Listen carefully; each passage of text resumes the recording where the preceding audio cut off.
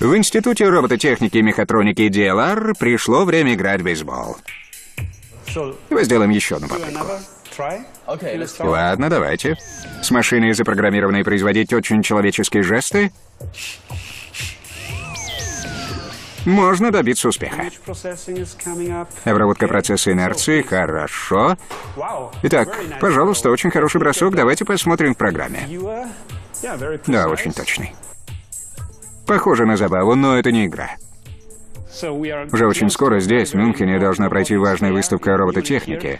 Она начинается на следующей неделе, таким образом мы находимся в постоянном напряжении. Работаем день и ночь. Потому что пока Джастин не в лучшей своей форме. Физик Бертольд Бойемул. Прекрасно, давайте сделаем еще одну попытку, измените способ. Инженер Томас Виндак. Хорошо, переключаюсь на смягченный режим. И программист Кристоф Боршт. Хотят, чтобы Джастин был идеальным ловцом мячей. Настраивается видение. Хорошо, готов. Поймал, отлично. Итак, они могут запускать его в космос. Мы хотим построить робота более-менее похожего на человека по своим действиям. Но мы также хотим, чтобы он мог выходить в открытый космос и помогал астронавтам в выполнении опасных задач. Другая цель, конечно, заключается в том, чтобы в каждой квартире этот робот мог делать работу по дому, помогая вам в таких ежедневных задачах, как уборка кухни и тому подобное. Потребовалось 10 лет, чтобы построить Джастина. У него 4 соединения в спине, для перемещения есть колеса. Сегодня они не работают, потому что команда готовит его к выставке робототехники, которая должна пройти на следующей неделе. Его руки разработаны для выполнения различных функций. В каждой из них по 7 шарнирных сочленений, но самая удивительная вещь в Джастине — это кисти. Он может управлять ими совершенно самостоятельно. В разных экспериментах Джастину удается делать чай со льдом. Он распознает сосуды и самостоятельно перемещает их. Он довольно ловок. Его кисти очень точные инструменты, оснащенные датчиками для того, чтобы он мог справляться с очень деликатными задачами. И у него даже есть своего рода мозг, так что он понимает, что делает. Ловля мяча важна, потому что она показывает, насколько быстро он реагирует. Все происходит за 1/10 секунды. И хотя, глядя на Джастина, можно подумать, что это легко, это вовсе не так. Итак, с помощью этих двух стерео HD-камер Джастин смотрит на мяч, когда он летит к нему. Он начинает действовать в зависимости от рассчитанной им траектории мяча и может решить, где и когда поймать его. Ну а когда он начинает двигаться, всю конструкцию Джастина начинает немного потрясывать, потому что этот робот весит немного, и это потрясывание должно быть компенсировано блоком инерционных датчиков, установленных здесь, в голове. Эта часть должна объединить информацию, полученную ото всех датчиков, для точного предсказания траектории полета мячика.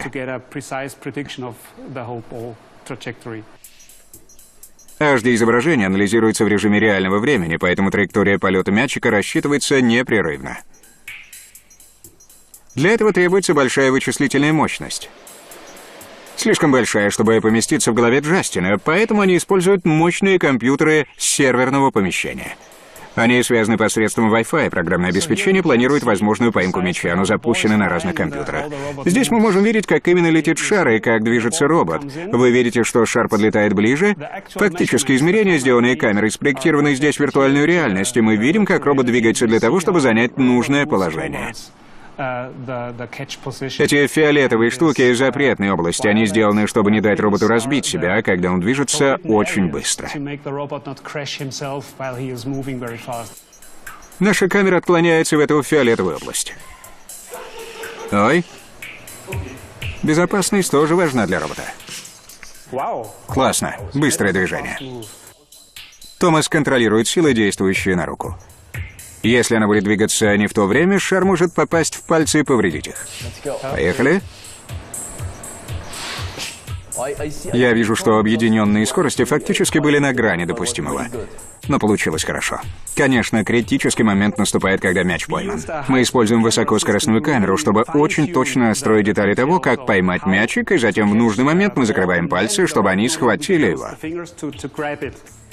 Джастин ловит более 90% мячей, которые долетают до него, пока их кидает в определенные области. И когда Джастин отправился на выставку робототехники, он также смог ловить их. Вскоре после этого, перемещаясь на колесах, он уже мог ловить 2 мяча, брошенных одновременно. Больше ни один андроид в мире не может этого сделать.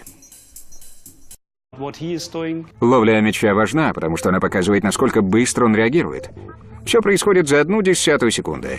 И хотя, глядя на Джастина, можно подумать, что это легко, это вовсе не так. Итак, с помощью этих 2 стерео HD-камер Джастин смотрит на мяч, когда он летит к нему. Он начинает действовать в зависимости от рассчитанной им траектории мяча и может решить, где и когда поймать его. Ну а когда он начинает двигаться, всю конструкцию Джастина начинает немного потрясывать, потому что этот робот весит немного, и это потрясывание должно быть компенсировано блоком инерционных датчиков, установленных здесь, в голове. Эта часть должна объединить информацию, полученную ото всех датчиков, для точного предсказания траектории полета мячика. HD-изображение анализируется в режиме реального времени, поэтому траектория полета мячика рассчитывается непрерывно. Для этого требуется большая вычислительная мощность. Слишком большая, чтобы поместиться в голове Джастина, поэтому они используют мощные компьютеры серверного помещения. Они связаны посредством Wi-Fi. Программное обеспечение планирует возможную поимку мяча, но запущены на разных компьютерах. Здесь мы можем видеть, как именно летит шар и как движется робот. Вы видите, что шар подлетает ближе. Фактически измерения, сделанные камерой, спроектированы здесь в виртуальную реальность, и мы видим, как робот двигается для того, чтобы занять нужное положение. Эти фиолетовые штуки. В Институте робототехники и мехатроники DLR пришло время играть в бейсбол. Давай сделаем еще одну попытку. Ладно, давайте. С машиной, запрограммированной производить очень человеческие жесты, можно добиться успеха. Обработка процесса инерции, хорошо. Итак, пожалуйста, очень хороший бросок, давайте посмотрим в программе. Да, очень точный. Похоже на забаву, но это не игра. Уже очень скоро здесь, в Мюнхене, должна пройти важная выставка робототехники. Она начинается на следующей неделе, таким образом мы находимся в постоянном напряжении. Работаем день и ночь. Потому что пока Джастин не в лучшей своей форме. По кухне и тому подобное. Потребовалось 10 лет, чтобы построить Джастина. У него 4 соединения в спине, для перемещения есть колеса. Сегодня они не работают, потому что команда готовит его к выставке робототехники, которая должна пройти на следующей неделе. Его руки разработаны для выполнения различных функций. В каждой из них по 7 шарнирных сочленений, но самая удивительная вещь в Джастине — это кисти. Он может управлять ими совершенно самостоятельно. В разных экспериментах Джастину удается делать чай со льдом. Он распознает сосуды и самостоятельно перемещает их. Он довольно ловок. Его кисти очень точные инструменты, оснащенные датчиками для того, чтобы он мог справляться с очень деликатными задачами. И у него даже есть своего рода мозг, так что он понимает, что делает. Физик Бертольд Боемол. Прекрасно, давайте сделаем еще одну попытку, измените способ. Инженер Томас Виндак. Хорошо, переключаясь на смягченный режим. И программист Кристоф Боршт. Хотят, чтобы Джастин был идеальным ловцом мячей. Настраивается видение. Хорошо, готов. Поймал, отлично. Итак, они могут запускать его в космос. Мы хотим построить робота более-менее похожего на человека по своим действиям. Но мы также хотим, чтобы он мог выходить в открытый космос и помогал астронавтам в выполнении опасных задач.